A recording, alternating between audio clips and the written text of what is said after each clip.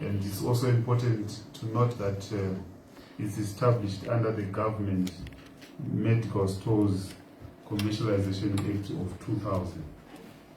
So for us as a government, it therefore sits at the center of the supply chain for our health system in the country. So it derives its mandate as a body of statute. Its oversight, the oversight role of the Ministry of Health and Childcare is very critical. We need to mention that it's a 100% wholly owned government entity. So, in its mandate to procure, warehouse and distribute pharmaceuticals, I will quote a section where its performance of its functions, it should give priority to serving the needs of the state to the extent that it is compatible with sound business practice to do so. There's a bit of we'll call a disclaimer in the statutes there that it should make sound business practice for NATFAM to continue serving us, but it gives priority to the state in all its activities. What is very critical in its mandate is its financial architecture. So NATFAM does not necessarily receive direct budgetary support in the conventional parastatal sense that we are aware of. It's not a grant-aided organization. So, however, government from time to time, as the major shareholder, will then inject some capital in cash or in kind, depending on the ongoing reports that we get through the board that is appointed by the Honorable Minister and of course the management that exists at NATFAM. Cash is easy to understand. The kind part is sometimes we get medicines that we can donate to NATFAM or they are donated to the state and then we give to NATFAM to further disperse to all our facilities. But all medicines that are collected from NATFAM by our institutions are supposed to be invoiced. And there should be a clear recovery framework for all funds that will constitute NATFAM's working capital. This is very important for reinvestment that is necessary in further procurement and distribution. The most ideal scenario is that there should be a revolving fund and the door should keep revolving so that NATFAM does not ask for capitalization too frequently. That's the ideal scenario. However, for this to be sustainable, what goes in, if it's a revolving door, should also be coming out and going back in again. This is where it becomes very important that the supply chain and the logistics thereof is flawless. Losses should be minimized, both at NATFAM and at the institutions where the suppliers should have gone. Once there are significant losses in the chain, it means NATFAM will end up coming back for recapitalization, and this should not be too frequent. In addition, if there is no, not just a cost recovery mechanism, but an attempt to take care of all the administrative costs that are necessary to continue doing the three critical roles of NATFAM, the procurement, the storage, and the distribution, then that revolving door will jam in essence.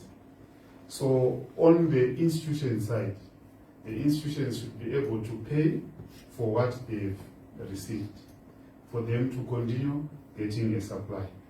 So I would say these are the critical elements of this revolving door mechanisms that need to always function. So we allow NatFarm to charge the ministry or the government through its public health facilities a 15% margin on their costs and on the medicine they distribute.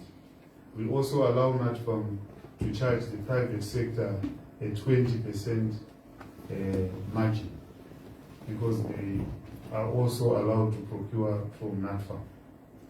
In addition, they also have a 7% storage fee that they charge, is particular for those donations or supplies that come through donors.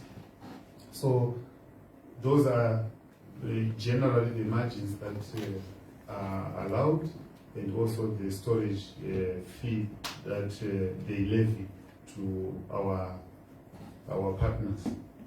Now, I've hinted many times on how this revolving door should work. What then is the current state at NatFarm? Is the revolving door working efficiently?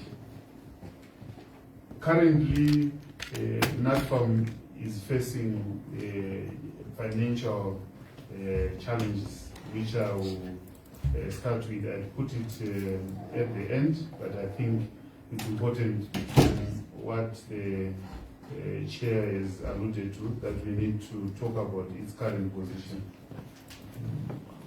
Just a second.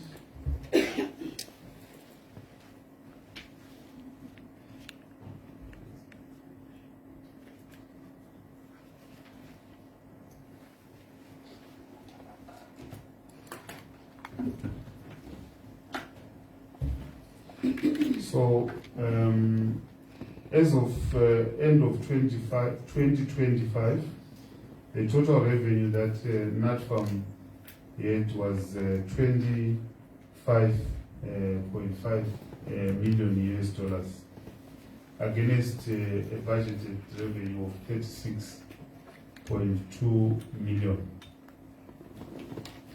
It had a handling income of about 9.7 million, which was fairly good compared to what they budgeted of 9.1 million, with a sales revenue of 15.8 million. Unfortunately, it has got a total debt of US dollar 31 million.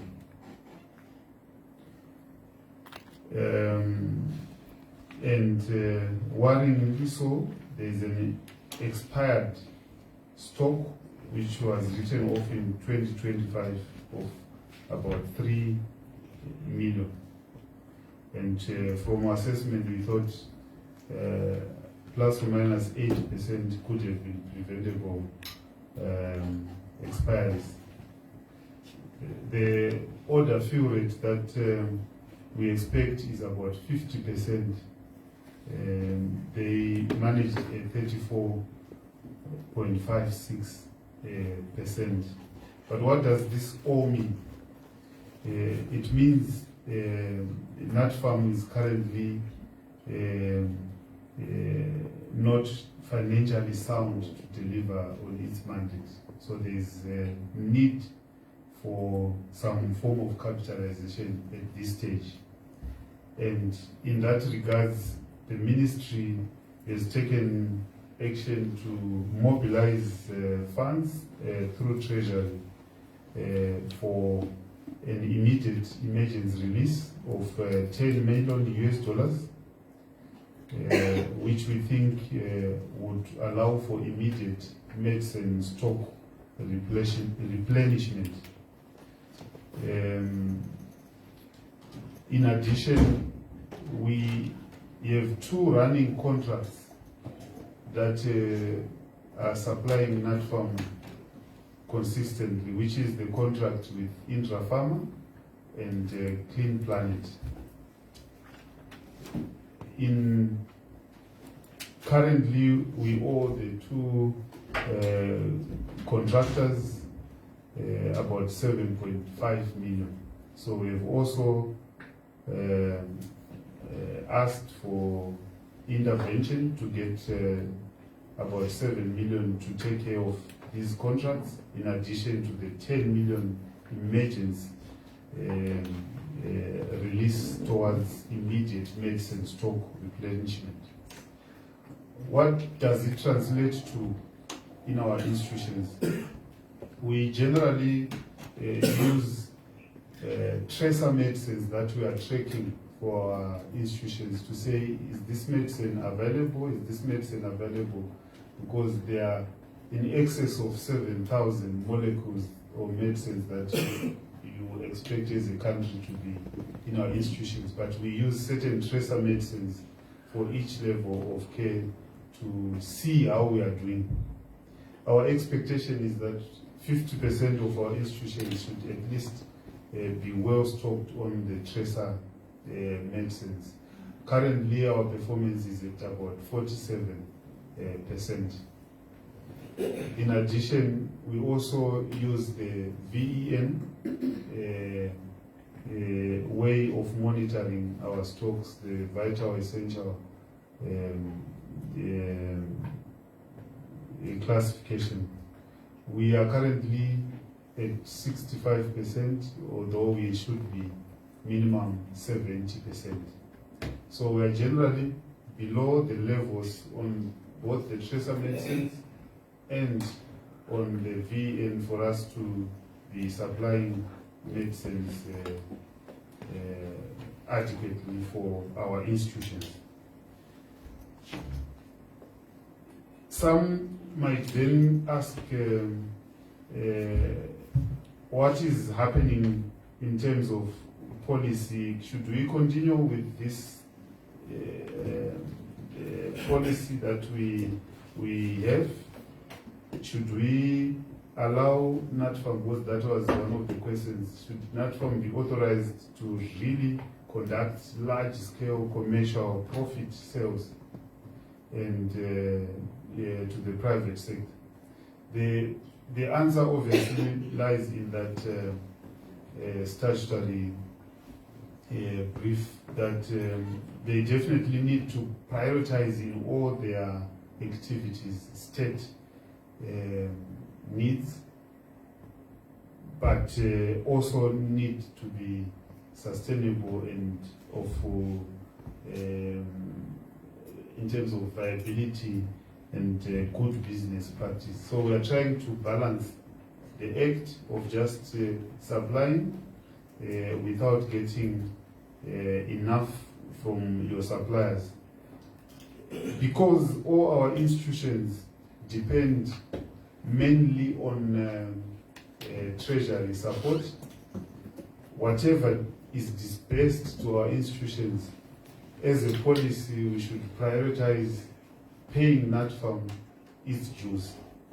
So what it means is there's a huge bearing on treasury disbursements, on the performance of our institutions, and secondarily the performance of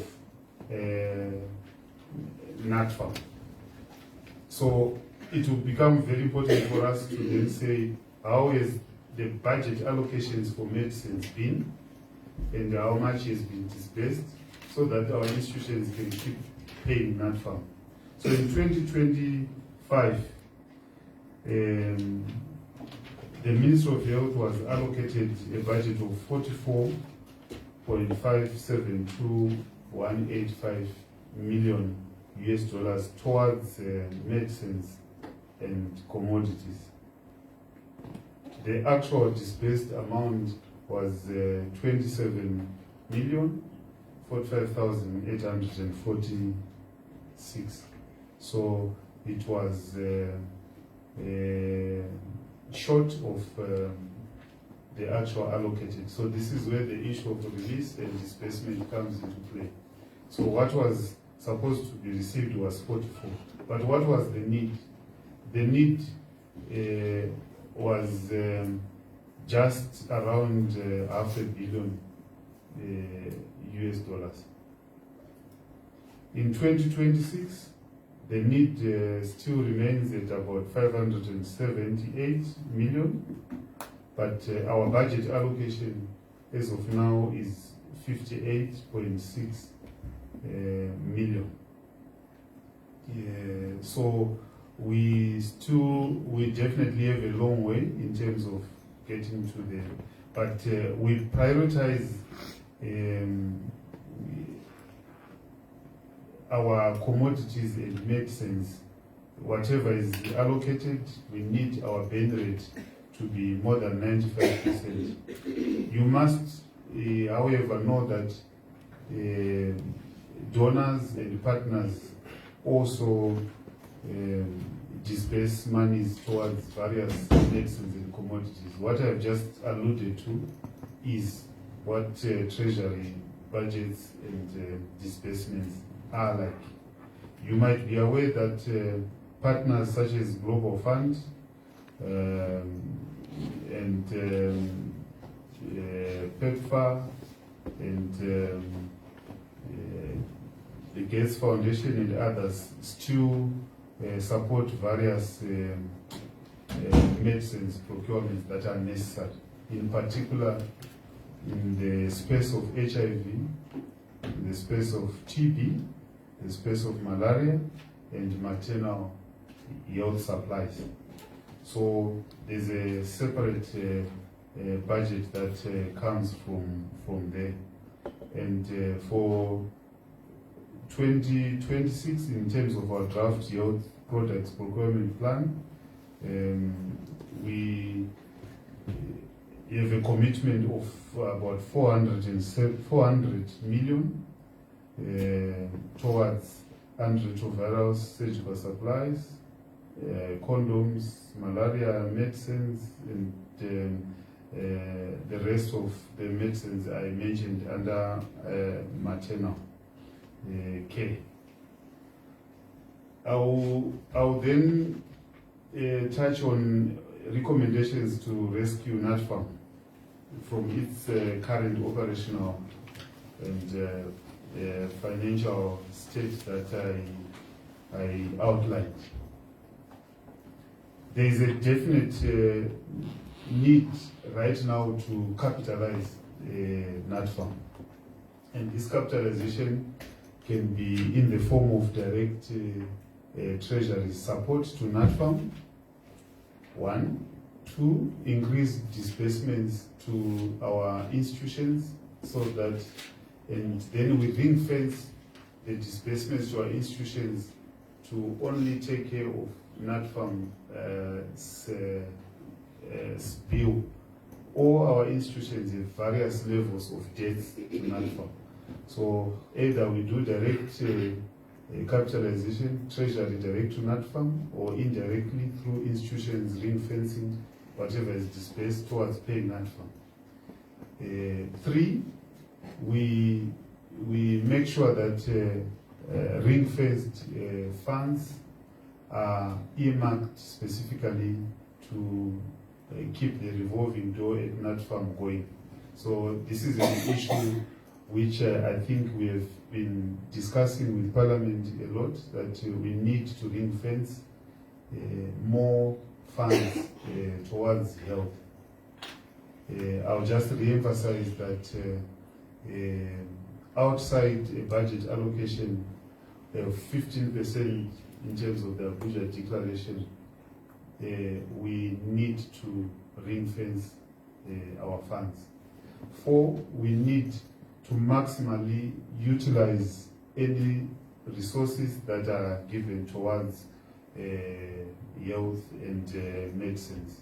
What you call more health for the money. So even if the money is little, let's draw out as much of health interventions from that money as possible. We also need especially parliamentary support with regards to our proposed national health insurance. Right now, it's still at the level of discussions with the AG's office. Our draft bill is there. We are panel beating a few things. We expect this, after this, to then go through the mill. And when Parliament is involved, we hope this bill will go a long way.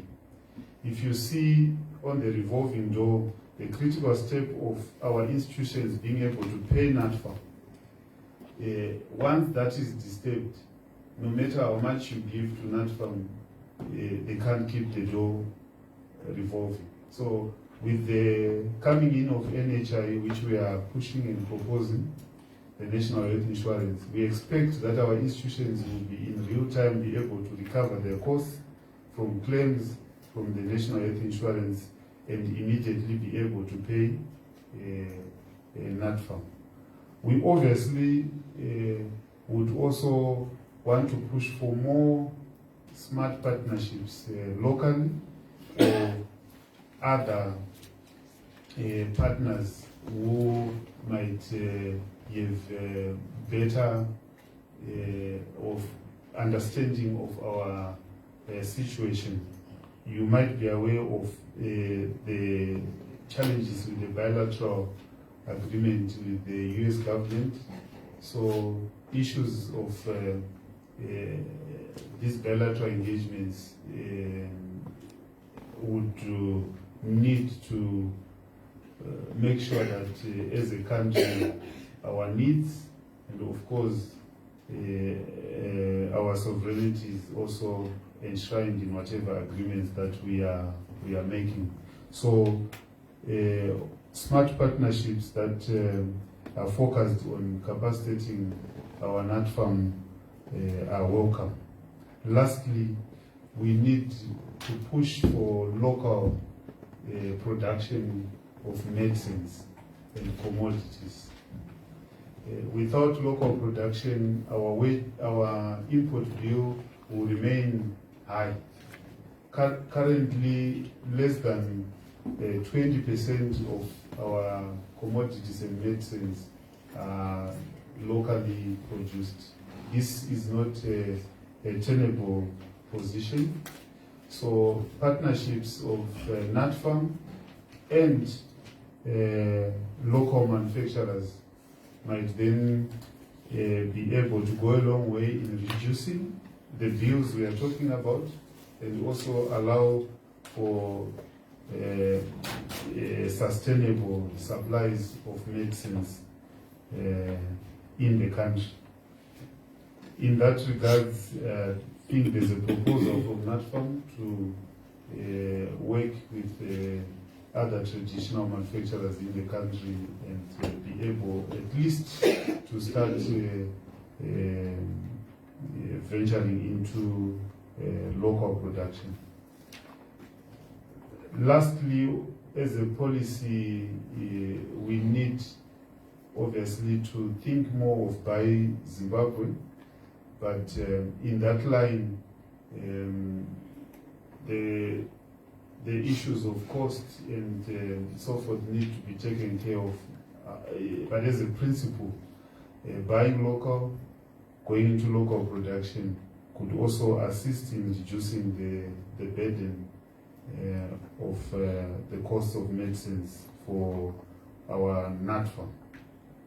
I think for now, Honorable Chair, I will submit that as our initial presentation.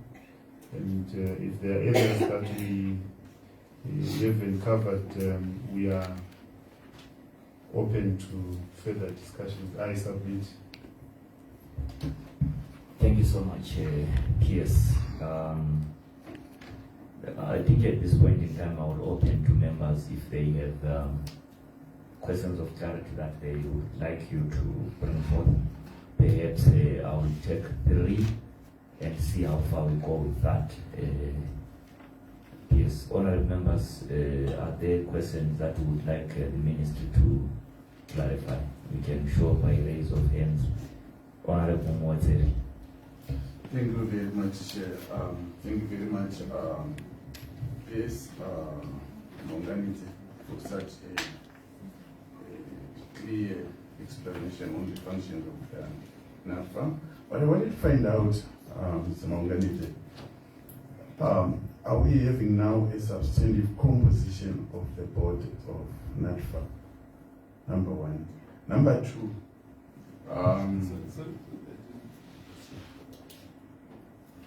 you managed to get that one? Yeah, you clarified. Okay, You're thank asking you. on the composition of the board. The board, yes. Number two, I was thinking of how far have you gone as a ministry, maybe to look at the challenges that some other companies like CAPS and Varichem are having, so that you won't have that appetite to import drugs. Well, you have got companies that are still existing, and if equipped, we can reduce our import debt. Thank you. Any other honorable member? Honorable Kapoikiru. Thank you, Chair, for giving me this opportunity. See, my farm is a very important institution in our country. It is a backbone of availability of medicines in our national institutions or public health institutions. So its failure will be immediately felt by all our institutions, be it rural hospitals, be it provincial hospitals, be it central hospitals. I'm actually worried when it comes to allocation. Like you said, in 2026, there's 58 billion against 578 billion. What impact does it also have on HIV and AIDS drugs? Because like that America put out and other donors put out, what impact? Do you have enough stocks for HIV and AIDS treatment? Then number two, do you have a board or a team that advises NATFAM when it comes to disease outbreaks that are usually not planned for? Because this is very vital. I can give a direct example. Remember when I was in Mashonaland West sometime last year, we had an outbreak of a rare disease, lymphatic filariasis, where people were just getting elephantiasis all over. Everyone woke up with elephantiasis, which was caused by mosquitoes that are infected by filarial worms. See, to treat this disease, you need special drugs like diethyl carbamazine. You need actually need your antiparasitic drugs like your diethyl carbamazine, ivermectin, and albendazole. You need to give 2 of those. Did we have those drugs at that particular time? Things like that. Are we prepared for that such kind of outbreaks? And also, when it comes to allocation, don't you think a NATFAM needs a stand-alone budget directly from the treasury? So submit, Chair. Honorable Iluka. Thank you, Honorable Chair. And I would like also to appreciate the presentation by the Permanent Secretary and the team. My brief question is on the expired consignment of about 3 million. What could be the major drivers of contributing to such an expiration of such a huge consignment of over 3 million? And if we go to most of our public hospitals, you will see that some of these medicines are not available.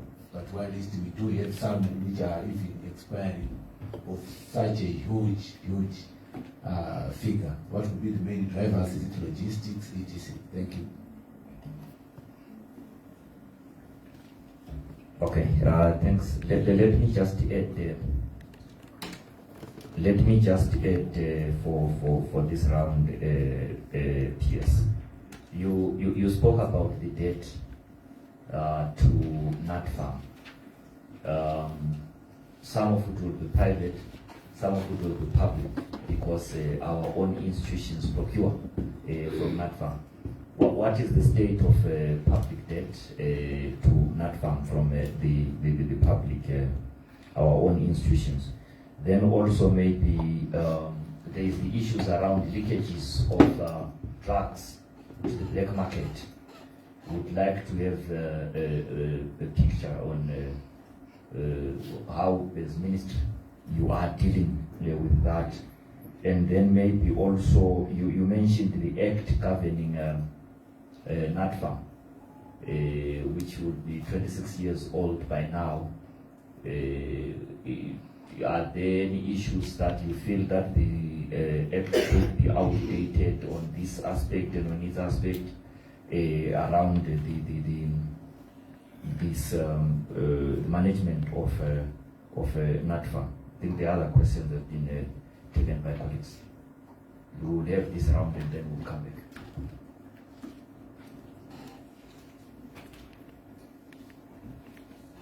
Thank you very much. I will answer some of these and refer to my colleagues on others.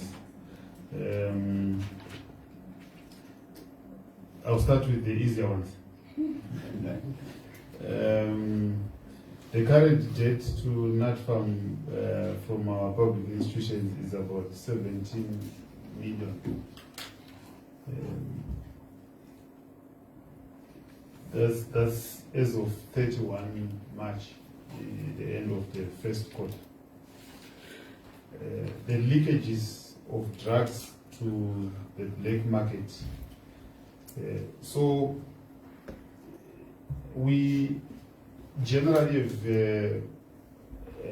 zero tolerance to not just corruption or indiscipline in our war supply chain, especially in our public institutions. Incidences of leakages that might arise are definitely dealt with decisively, both on the criminal side and also on the disciplinary side in terms of our institutional discipline mechanisms. And our Youth Service Act is very particular that it's almost proven that someone is diverting commodities or stealing from the state that they will be discharged. But however, the criminal side will also be taken care of. The last some of the highlights incidences involved family planning pills, which are very much in demand, especially in our neighboring countries.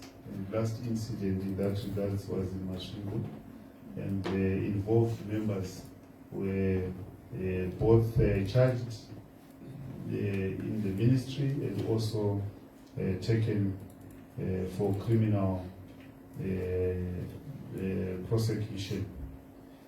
However, we sometimes pick incidents like in Monterey. Recently, we picked an incident, and a full audit was done, and members who were involved were also discharged and also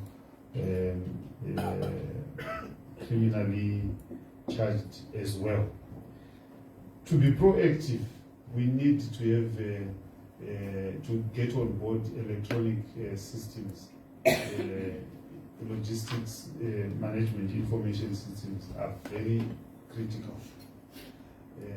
We need to migrate from this use of paper requisitions and trying them to track and compile at the end where medicines could have been stolen already. So we are embarking on ELMS, MIS installation of both our institutions and NatFarm supply chain. This is work in progress. We've currently covered, just correct me, Mr. Ndoma, about 1,200 facilities in that regard. But we feel this is one of the key interventions that will reduce leakages. In addition, NatFarm is now doing all deliveries to the last mile. There were incidences before where our institutions will send whatever transport they have, collect, and so forth. And incidences of inappropriate vehicles going to collect, or cadres hiring some vehicles just to collect, are no longer allowed, because you can't even track where that truck will go before they deliver. And along the way you have challenges. So now NatFarm is doing all deliveries to the institutions, and we have, I'm sure you have seen a number of vehicles, some refrigerated and some not, being availed to NatFarm for their use. So we think the last mile delivery will go a long way in reducing leakages on the way to the facilities. And once it reaches the facility, besides the LMS, we now have a strong monitoring system, even for institutions that do not have electronic systems to survive, to keep monitoring on our stock. The Act governing NatFarm. So the initial act that gave birth to NatFarm, we haven't reached that level of thinking that it's not addressing. I'll ask Dr. Owe to speak to that shortly. But I think it's an ongoing process of reassessing our needs, if they're being met by NatFarm, and if it reaches the level that we've gone beyond just making sure the management there is robust, the leadership governance is not up to scratch, and anything that might then need the Act to be amended, we can then take appropriate action. But so far, the issues that we are seeing, as I've presented, are issues that if we manage the supply chain, manage resource allocation, if we stop leakages and make sure the revolving door continues, I think there will be little that will need the Act to be amended for. But I'll ask Dr. Owe just to intervene. He has got the legal attributes better than mine. Thank you, PS, and thank you, Chair. Basically, the 2000 Act was a primary act to commercialize the government medical stores. But on a day-to-day operation, the operation is guided by the Companies Act, because it's actually a company, except that the government has 100% shareholding in this company. So, as of the primary act itself, I think it's very clear. It's commercializing, and as mentioned earlier, it gives priority to its shareholder, but in as far, to the extent, as far as it also maintains its business viability. So, as of now, we think the primary act itself is okay, and if anything, it's the commercial aspect through the Companies Act that NatFarm should be looking at to remain viable. Thank you.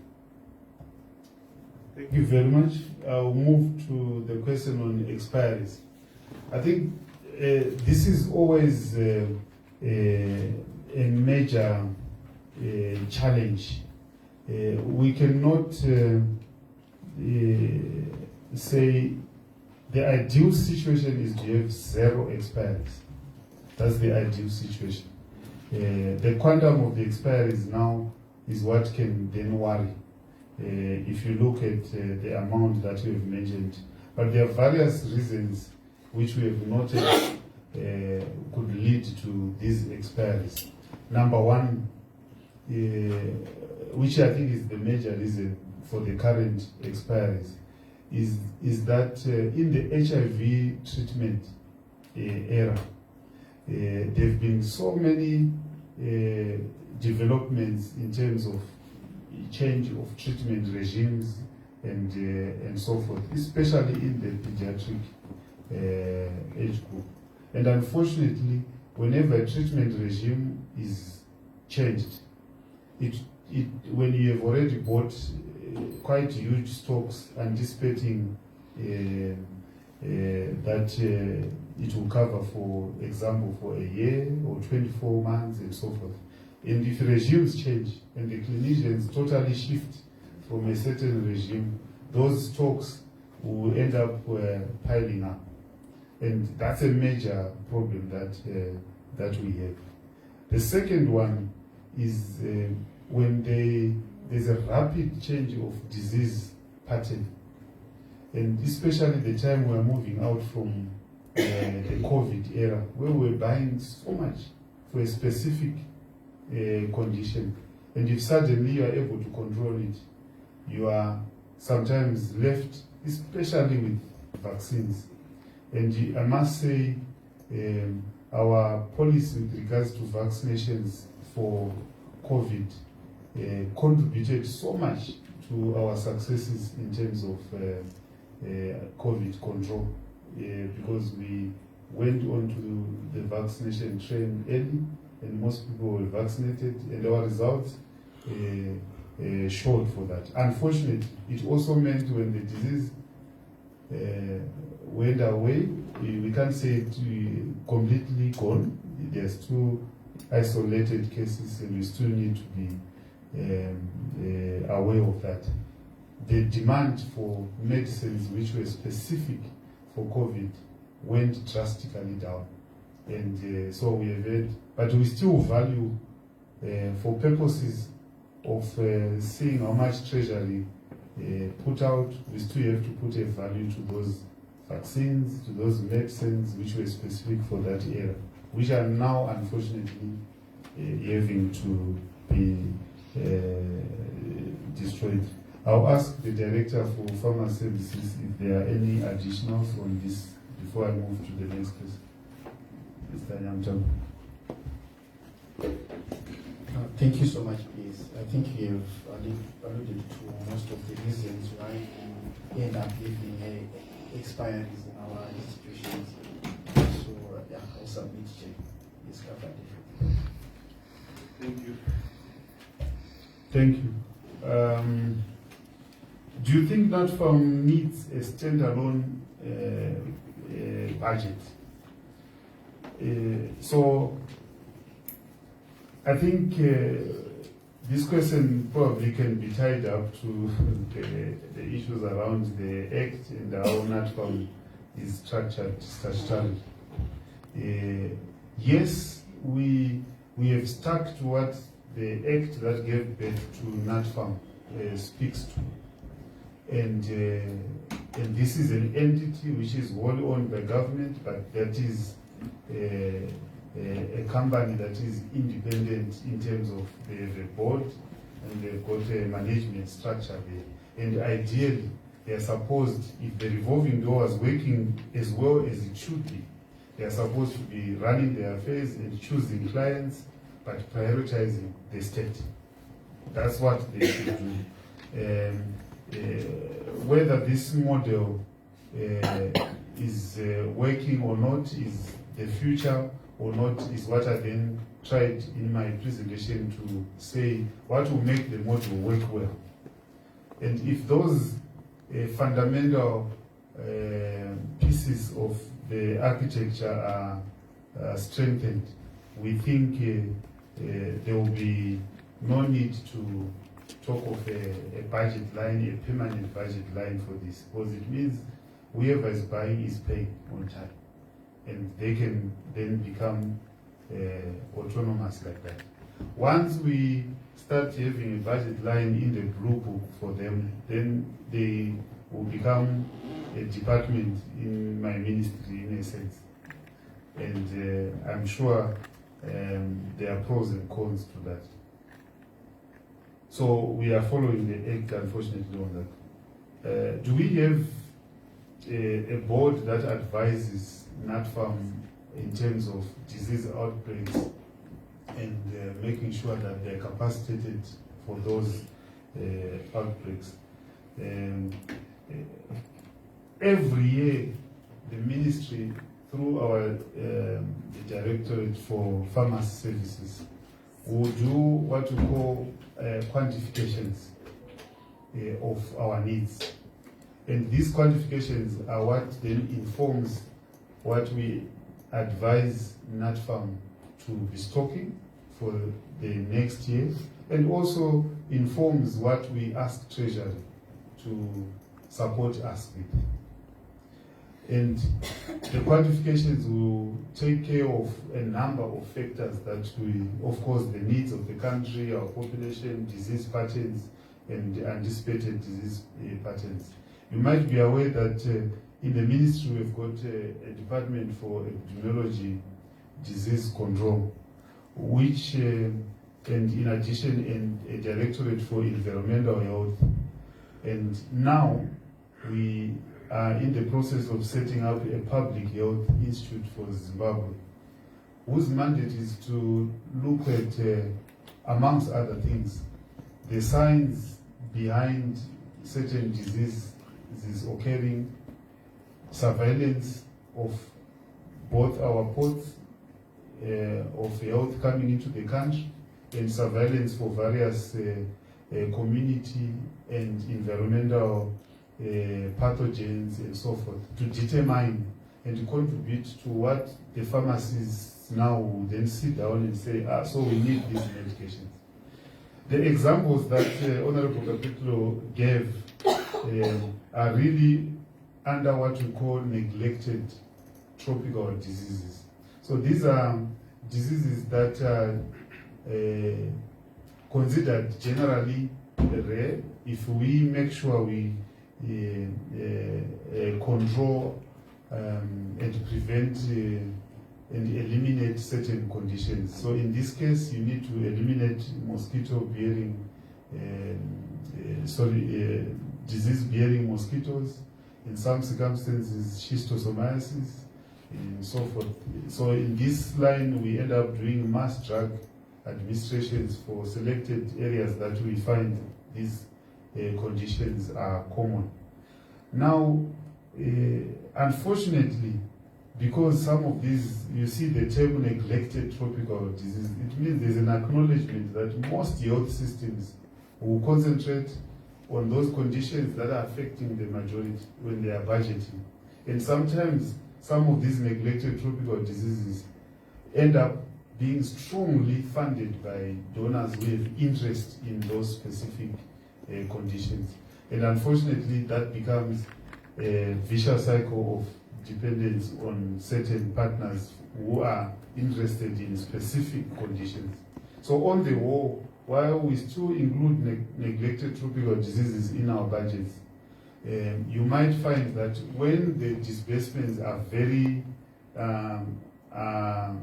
are not as per your need, you then have to prioritize certain diseases that affect majority of the people, but not to ignore the threats and the importance of these conditions such as elephantiasis. So to say, are we always prepared for the rare outbreaks such as this?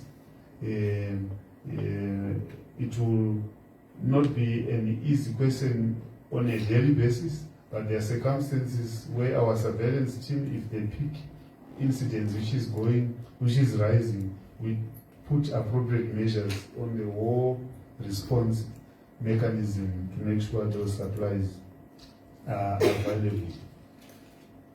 What impact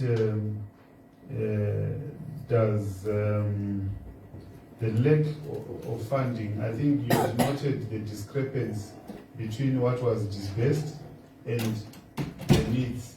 So what impacts is this having on HIV treatments in particular? And the specific question was, do we actually have any stock for HIV treatment, which is your ARVs? As I alluded to in my initial presentation, the three diseases of HIV, TB, malaria have been receiving quite a lot of partner and donor funding.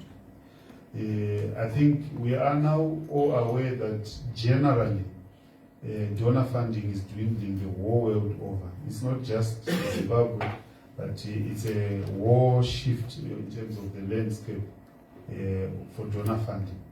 And most countries, especially such as ours in the lower middle income class, we really need to look at internal resource mobilization strategies, and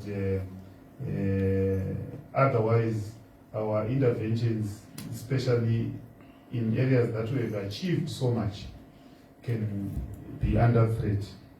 You are aware that we have achieved the 95-95-95 target for making HIV a disease of no public concern by 2030. We are in line with that. But for us to maintain that, we need the stocks to be available. So when the donor support started dwindling, and ultimately some of our partners actually stopped supplying, not just dwindling, we had to look at ways of making sure priority supplies are maintained. We have the National AIDS Council, which is still mandated to continue the fight against HIV until it's eradicated as a disease of epidemic concern. So that side, Treasury has always supported National AIDS Council activities. What we've done is now to reprioritize and realign to the new landscape that we are talking about. What it means is where various pillars might have been taken care of not by National AIDS Council, we are now concentrating on the life-saving pillar, especially supply of medicines and commodities as a major priority. We are prioritizing reducing mother-to-child transmission so that we don't have new infections in children that will become now a non-ending cycle of new infections in HIV. We have made sure we reduce on non-life-saving or critical interventions. It's important to continue with health education, health promotion, community engagement, and awareness. But sometimes at this point we need the medicines to be available. So our priority remains for those life-saving medicines, both for HIV, for TB, and for malaria. Just to mention that some of the lines that we consider like TLD, we still have in excess of 6 months stock available, and we expect more supplies to come in. I must say the reprioritization is not limited only to National AIDS Council. The same reprioritization is also with a Global Fund, which still remains a strong partner in our fight against the three diseases. You might be aware that the next 3-year cycle, which is grant cycle 8 from 2027 to 2029, the Global Fund is availed about 412 million towards fight in terms of HIV and TB and malaria. So our efforts will continue to make sure we maintain that, Honorable. The questions from Honorable Mozeri with regards to whether the ministry is aware of the challenges that our local manufacturers are facing and how what we can do to make sure that local production and local manufacturers are prioritized. I hope that was yes.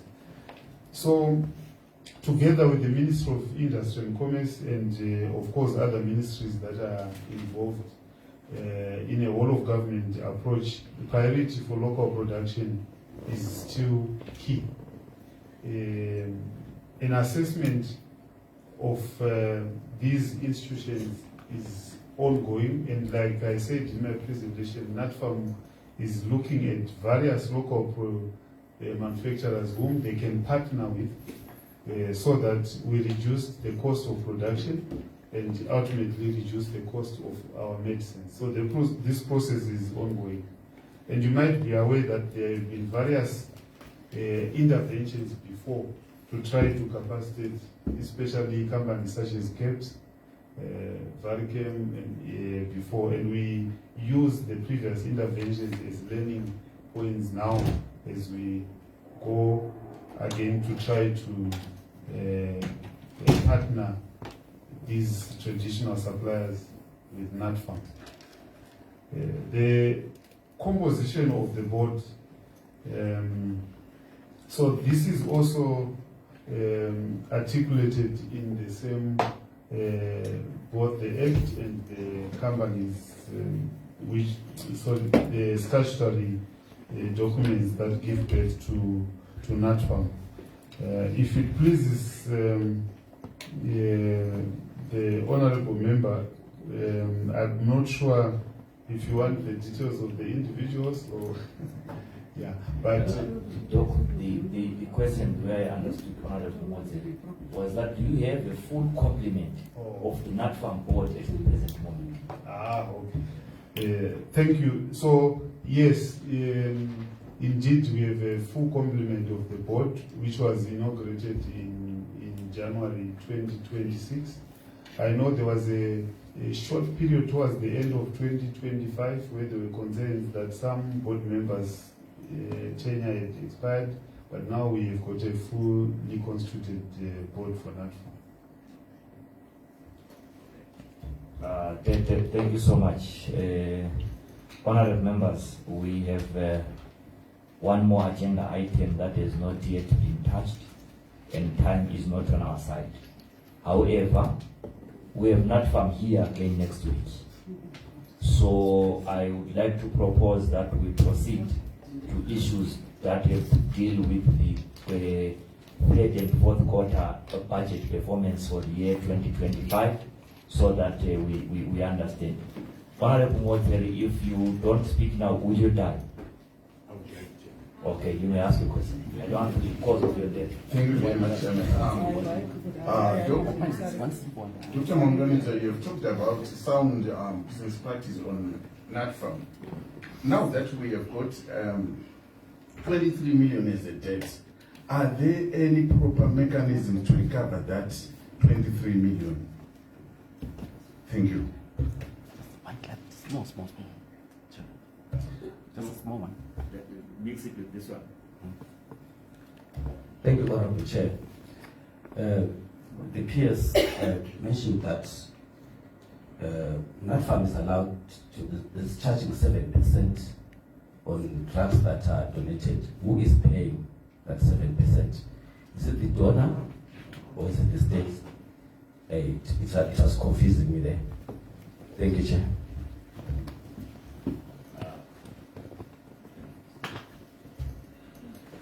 Thank you, and I hope I will make Honorable Mozeri not die. Yes, I think I've already alluded to the fact that the major debt is because of some of our institutions who owe NATFAM. So one of the interventions which I've already alluded to is that we've asked for this two-pronged bailout, direct capitalization and indirect disbursement to our institutions, so that once we pay the debts to NatFam ourselves, then they're likely to be on quite a sound financial standing. They've also proposed mechanisms that they feel might assist them, which the ministry is considering, especially the legal framework and the financial policies that exist. And some of these interventions from their side include getting credit from certain institutions that give credit to government-related institutions. So we're entertaining all those, but for now, what's very important is for us as public institutions and the other institutions in private to pay their debt to NatFam. And I think it will go a long way. And that process we've already started with the engagement with the Treasury for a bailout fund for emergency procurement and also for the indirect disbursements to our institutions. Then who pays for the 7%? Whoever procures and wants their things stored in NatFam has to pay for the storage fees. So partner procurements will also mean the partners will pay. That's the correct position, Mr. Yes. If we procure, we pay for the same, and we allow them then to put a markup on the products. Okay. Thank you so much, Keith. Let's move to the next item on the agenda. It's the issue of the fourth quarter budget performance report 2025, then the issues that